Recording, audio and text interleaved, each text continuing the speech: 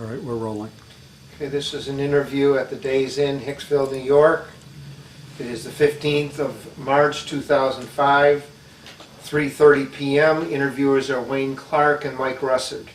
Could you give me your full name, date of birth, and place of birth, please? Okay, my name is John J. Rickey.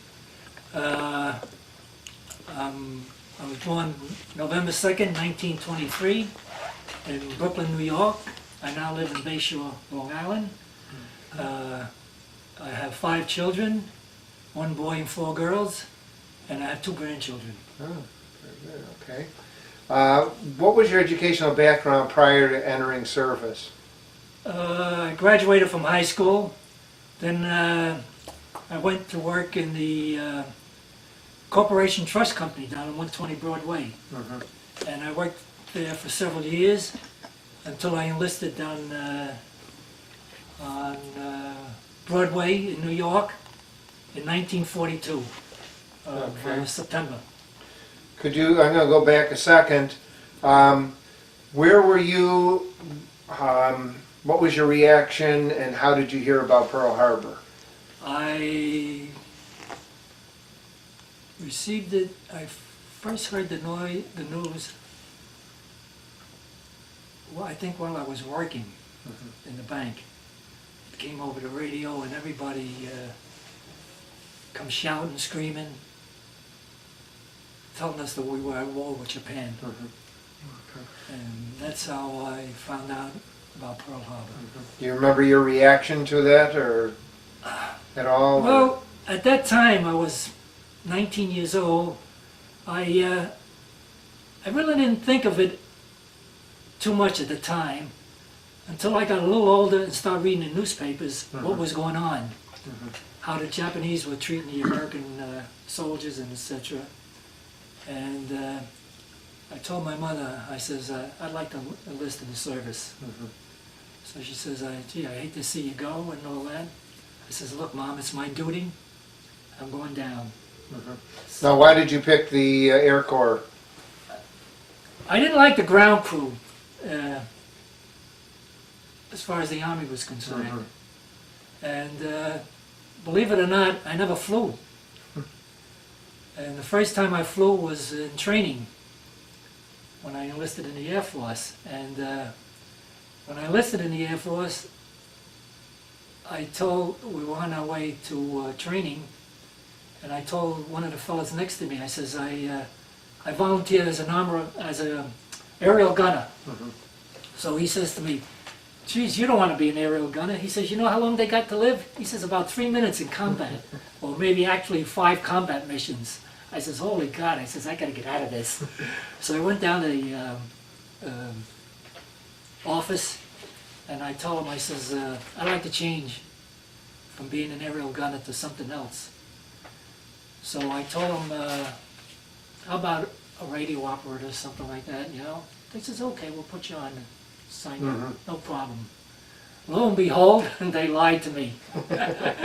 When I got to Florida, Fort Myers, Florida, I looked around, I seen all these guys shooting machine guns and etc. I says, what the hell is this? So I asked one of the soldiers, airman was there, he says, didn't you know you enlisted as an aerial gunner? I said, no, I told him I don't want to be an aerial gunner. They don't have too much time in combat. He says, it's too late now. So there I was as an aerial gunner in Fort Myers. And then I went to armament school. And that entailed working on all guns, taking the machine guns apart and etc. like that. And I graduated from that school. And then I went in basic training on, where was it? Salt Lake City, Utah? Yeah, Salt Lake City, Utah. And the first plane I was in was an AT-6, which is a 2-seater. And that's how they can tell if you got a good eye for shooting down planes.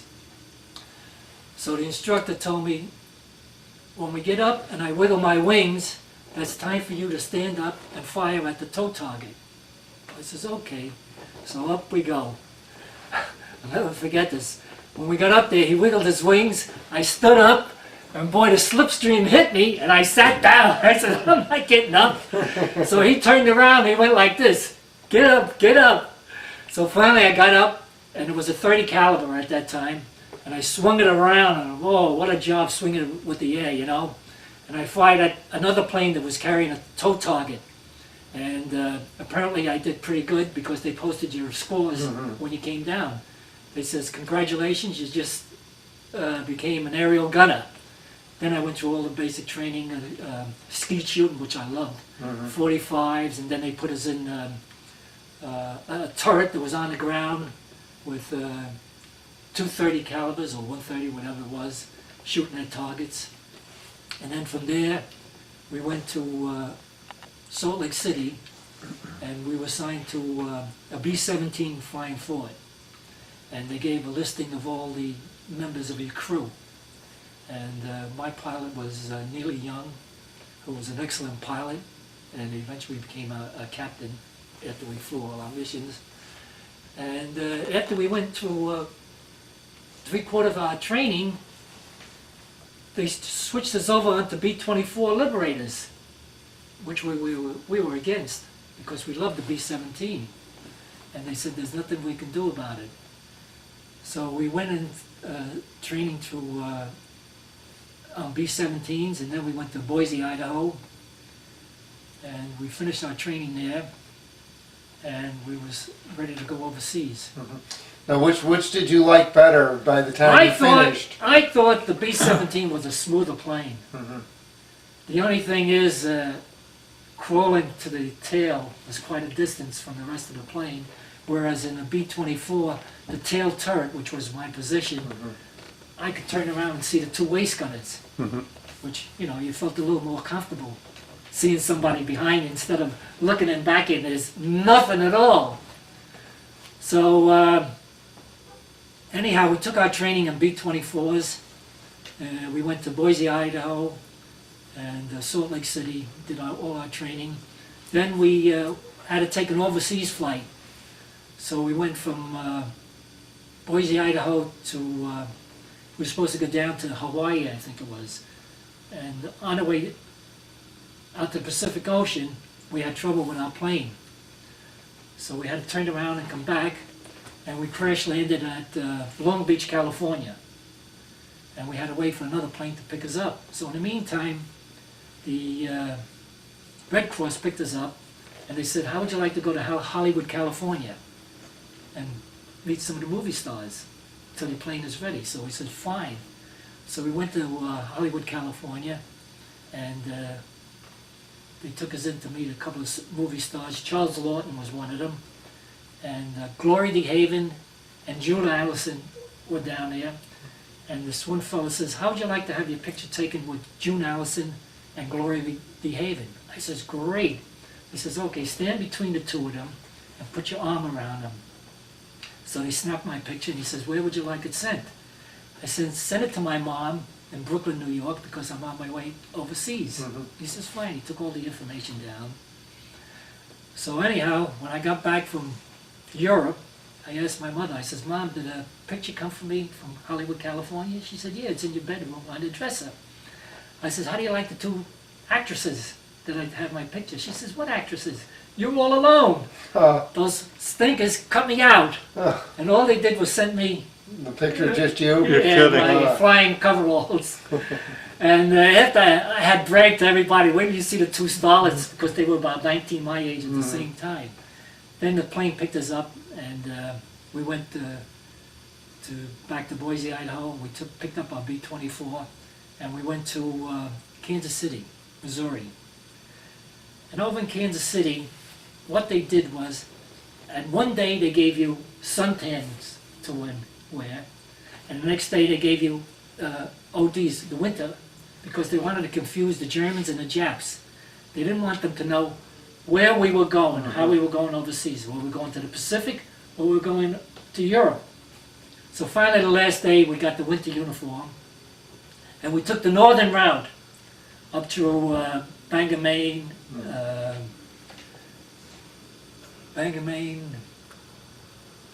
Newfoundland, Greenland, which wasn't a soul there. Then we hit Iceland, and in Iceland we went in a restaurant to get something to eat, and all the people there were pro-Nazi. They wouldn't bother with us, and I was trying to make time with one of the waitresses there. She wouldn't even look at me. Then we were ready to go over from Iceland. We hit Scotland and Ireland. And Ireland was the first time I tasted fish and chips. Mm-hmm. And the counter was like on the outside. You stood up. And the woman gave it to me in a dirty old newspaper. So I says, "What are you giving me here?" I said, "Don't you have a bag or a tray or something?" She says, "Don't you know there's a war going on?" I says, "Hey lady, what does this uniform look like?" So anyhow, I ate my first fish and chips was over there. Then we picked up a boat, and it took us over into England, and we were assigned to the 392nd Bomb Group 578 Squadron. And we took our training there, and then we started our missions. And, Where was your first mission? my first mission was Bremen, Germany. And over Bremen, Germany, we were up about 23,000 feet, and all four engines conked out on us. And we dropped down from 23,000 feet down to 10,000 feet. And finally the engine started up again, and we pulled out of the dive, and we made it back. And all that time, believe it or not, I said my prayers. I'm a Catholic, and I said my prayers, and all I kept thinking was my mother. I said, "Geez, she's going to lose me." So anyhow, we came back, and then we started picking our missions, and we flew, like I said, when we started, it was 25 missions. Mm-hmm. After 25 missions, you're supposed to be finished. My 13th mission was Berlin, Germany, and I think that's when we had the 600 planes or so that flew over Germany at that time. Was that the first daylight of Right, in that was Berlin? over Berlin, right. What was that like?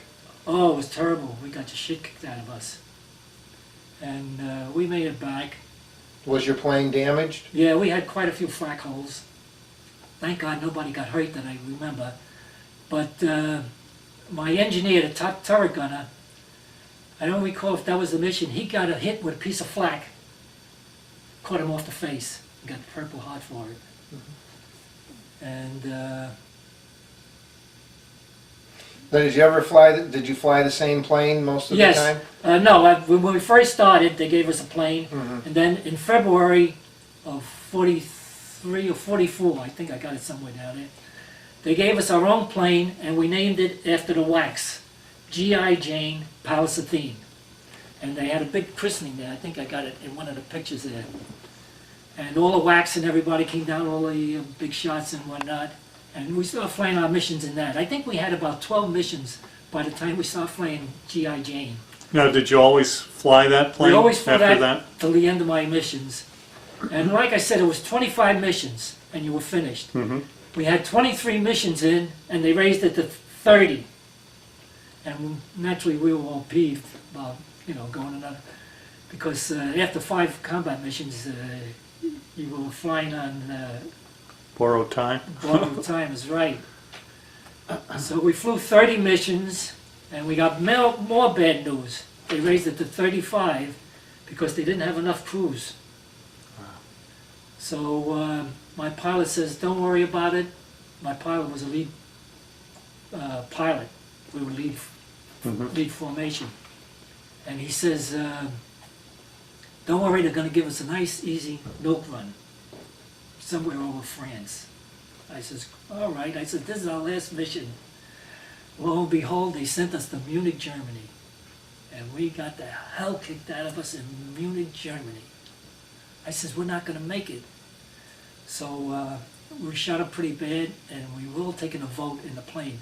What do you say we go to Switzerland? Because we're right near. Munich is not too far from there.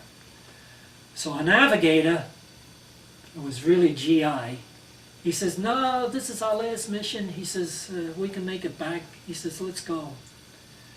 So my pilot says, all right, we'll go back. So we flew 31 missions, and my pilot says, the only way we're going to get back to the States is if we volunteer for another tour of duty down the Pacific.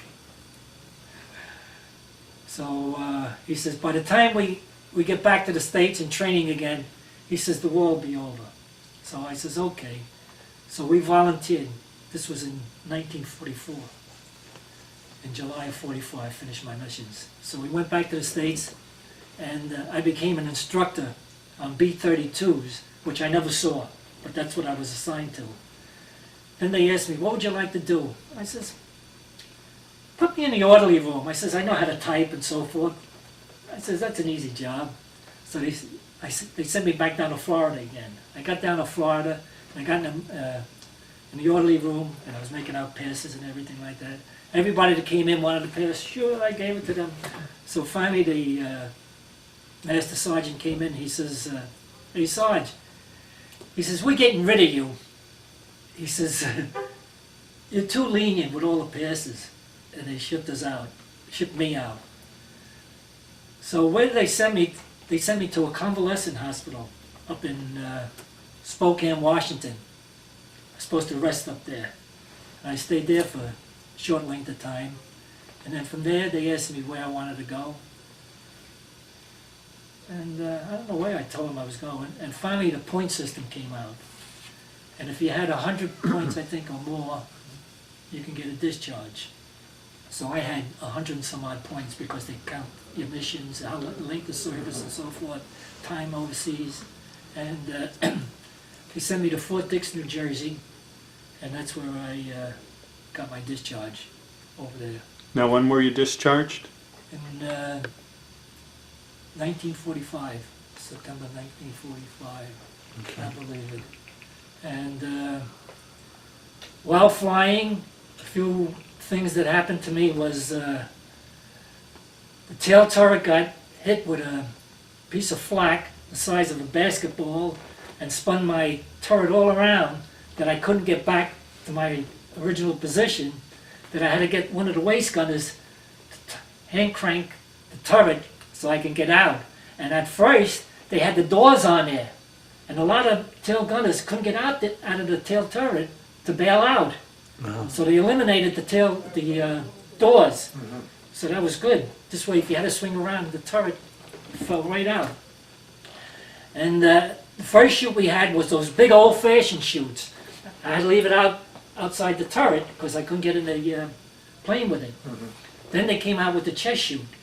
You wore the harness with the chest, but still you had to leave the chest chute out. Then they came out with what the pilot and co-pilot wore, the back parachutes, and that I could get in there. And that was good in there.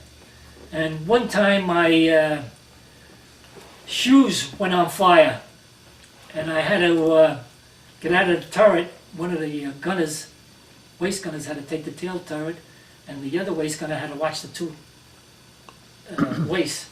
Now, were they ones with the electronic?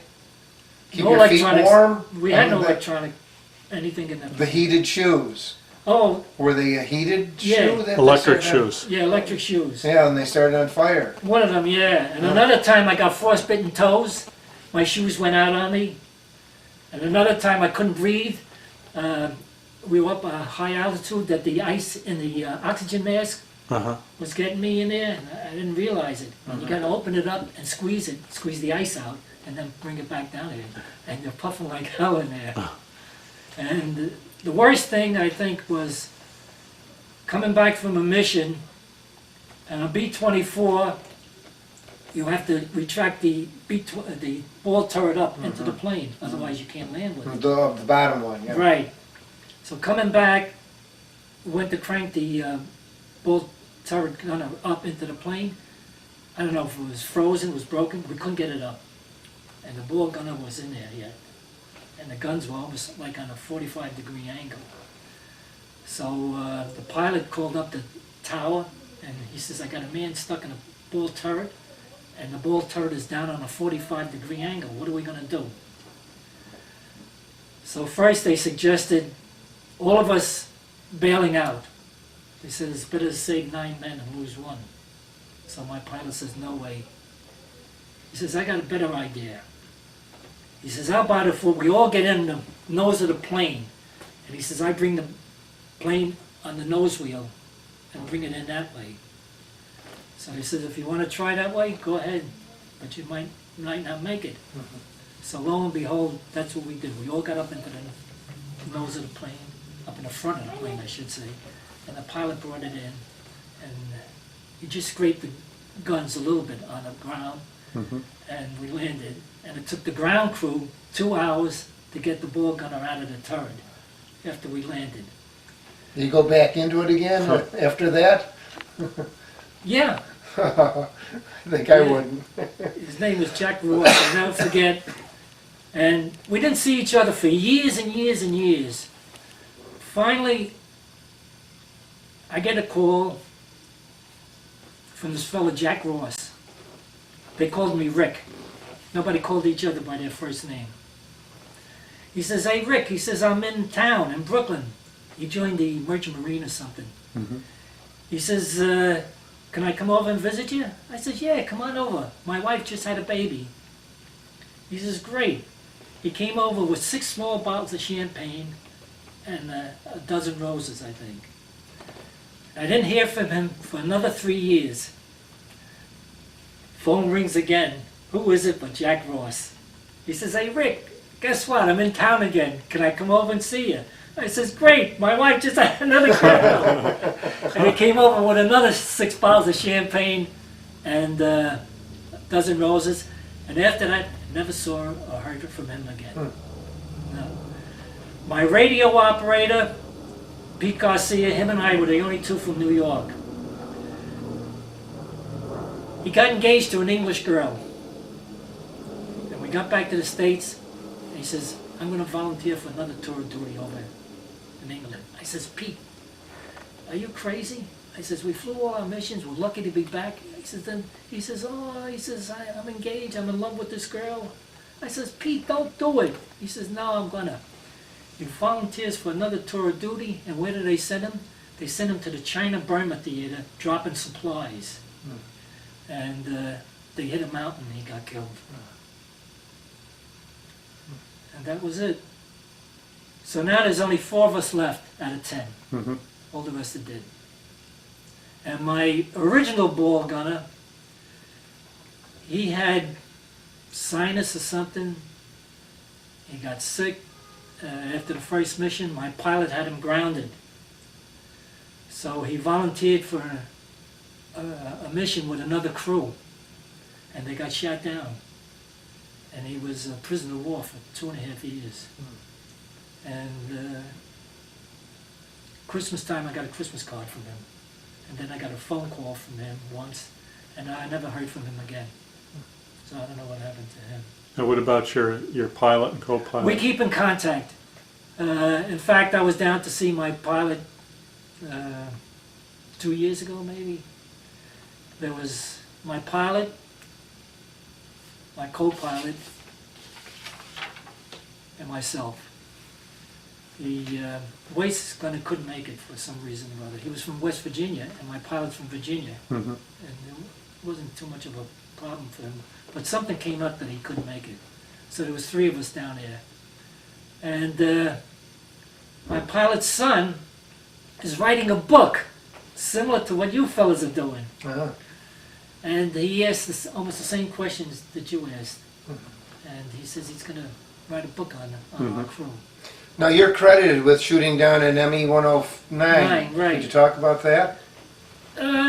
No, we didn't really.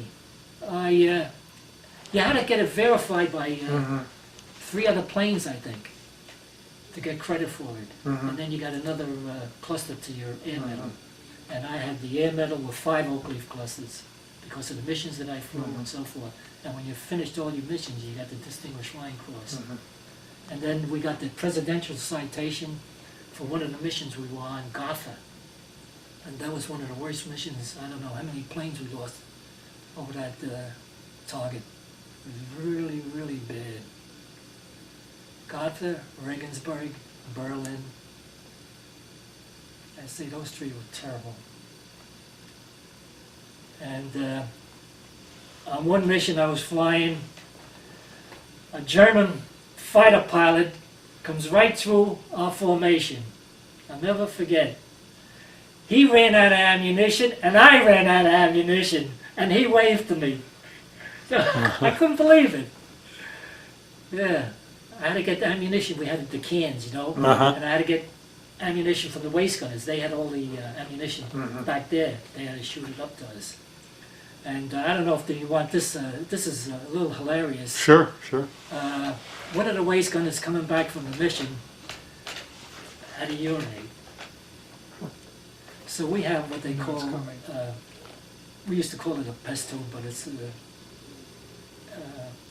what do you call it, tube? Can't think of the name offhand. So he uses this tube to urinate, and the slipstream caught the urine and caught it right on my glass in the tail turret and covered the whole glass that I couldn't see a damn thing. You're not the first one to tell us about that. I was Really? wondering, yes. I think we interviewed that guy that did that. Yeah? We interviewed someone that told us about them urinating and coating the back turret with Right, urine. yeah, that happened to me. Maybe it was me. So, oh, that's interesting. So you believe you shot a 109 down, but you were never really credited because. Yes, I was. Oh, you were. Okay. Yeah, I was. I had to get it verified Yeah, like three okay, other planes, and then they gave me another cluster. Mhm. So Oh, okay. yeah, I missed. Okay. And then after we came back from each mission, we were interrogated. Mhm. They asked us how did it look when the bombs dropped. Did you see anything or anything unusual? How was the formation? They gave us a shot of scotch to calm us down, which was good.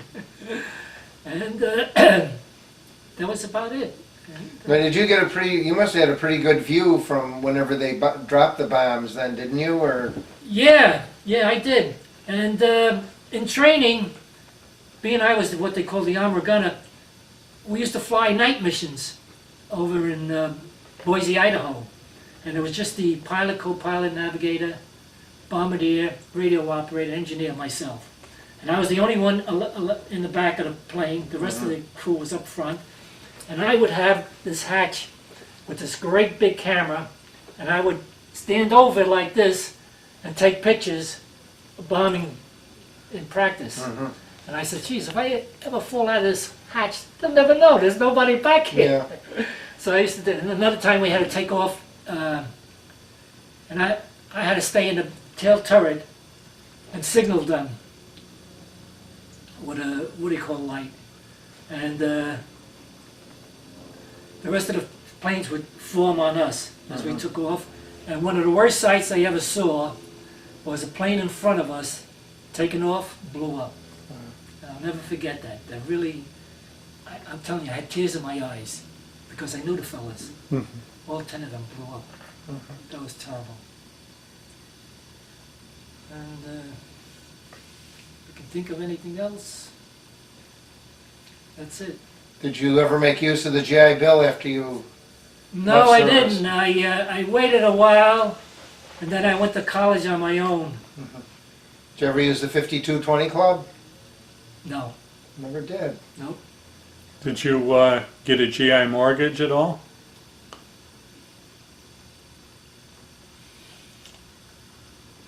No. No. No, I did everything on my own, and like I went back to the bank. It was really a corporation on New York and Broadway. I worked there for quite a number of years, and then I wasn't making any money. I got married, so I took 4 civil service tests. I took court attendant, post office, and 2 others. So the post office came first.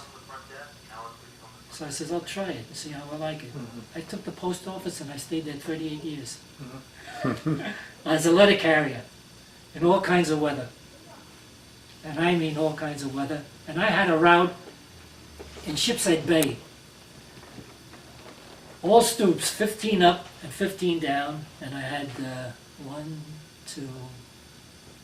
4 apartment houses. That was the length of my route. Mm-hmm. Then I retired from the post office, and somebody says they're looking for somebody that knows something about mail in West Islip.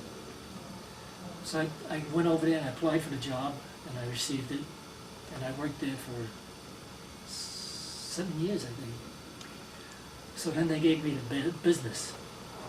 They wanted me to come in at 5 o'clock in the morning and do 3 hours custodial work in the main building.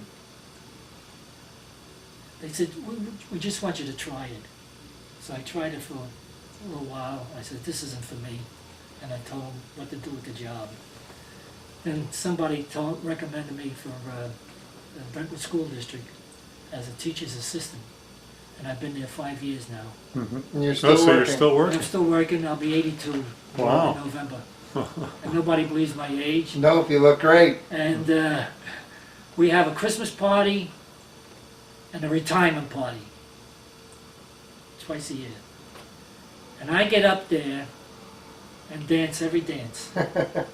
And my specialty is the Lindy. And all the teachers there grab me. Mr. Rickey is my partner. Mr. Rickey's my partner. And I have this one teacher that I work with. Her and I always do the Lindy together. And I love to dance. Did you join a veterans organization? Yes, I did. I joined the VFW. How about the 8th Air Force Association? Yes, I belong to the 8th Air Force Historical Society. And we still have meetings and everything. Did you go over to the cradle of aviation? No, You don't? no. And we, like I said, we have a meeting every now and then. Mm-hmm. And in fact, we got one coming up next month. We're going to have, at LaGuardia Airport, we're going to have a dinner there. Mm-hmm. And we talk, I'm on the board of directors there. I don't have enough stuff. How do you think your time in the service changed or had an effect on your life? Oh, I think it made a man out of me. I was only 19 at the time. Mm-hmm. And going in the service, you learn so many things there. You really, really age. And flying really made you age. Because you were quite scared at the time. And you met older people. And you fell right in with them, you know, and you learned more from them. Mm-hmm. They taught you things that they knew and so forth. Like my pilot, he was the oldest. I think he was about 24. And I was the youngest at 19. And that was it. Now, did you get to see any USO shows at all when you were overseas? I think we saw one. Uh-huh. We saw one show. And every time I got a pass, we always went to London. Mm-hmm. And as soon as we got in London, the first thing the English girls asked us, "Hey Yank, you want a cookie for a pound?" Now a pound was $5 American money. Mm-hmm. And a quickie, in other ways, you want to get laid. Uh-huh. And a lot of the kids would always ask us for cigarettes and so forth. And I didn't smoke at the time. In fact, I didn't smoke for years until I got in the post office and somebody introduced me to cigars. I never touched a cigarette in my life. I smoked cigars for 30 years, and now I haven't touched a cigar in 10 years. Yeah. Now, could you just hold this up under your, like this, and tell us about that photograph? Wayne will be able to focus in on it.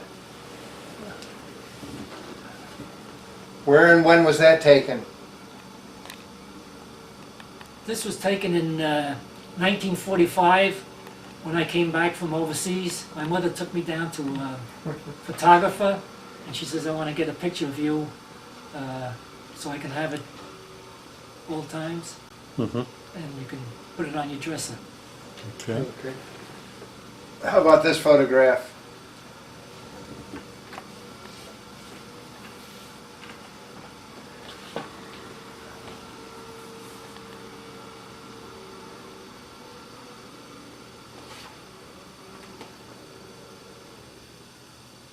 This is a picture of my crew, all 10 of us. This was taken at Wendling in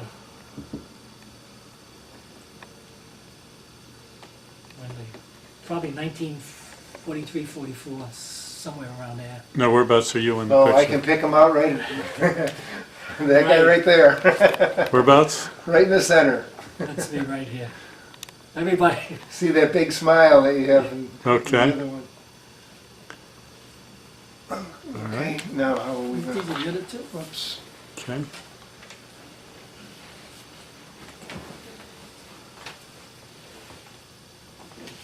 Well, why don't you hold that one up and tell us about that?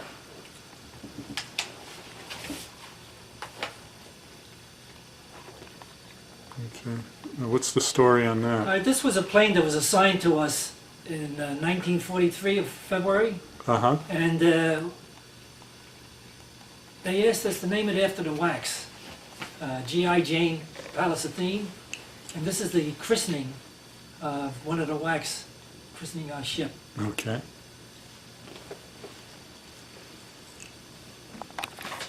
She's a dusty, I had them put away. That's a close-up. Now, what does that symbolize, Pallas Athene? That's the Greek goddess. Yeah. Oh, I see. Athena, Okay. the- Oh, Athena, okay. Yeah. Athena, right. It's nice. This is us coming back from the mission. Okay. Now, where are you in that one? I'm right here. Oh, okay, with the gun, all right. Yeah, that, we took them out of the tail turret. Mm-hmm. Do I have to point or anything? Or? No. Nope, we got it. Okay. Do I have to say anything? No, we've got it. So now I think we should get. Yep, do you want to hold up the frame? Yeah, I think one of them fell on me. That's all right. This one came down.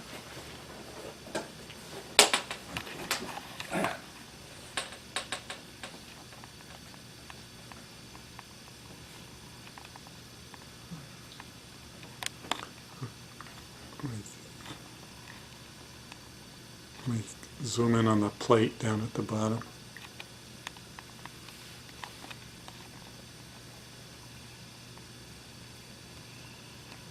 Okay. Okay. Now, we've got to get him standing and get a look at his jacket. Let's see there. That's the 8th Air Force Historical Society. Oh, okay. Yeah, I'll put it on my neck. I think. Should have taken the hat off.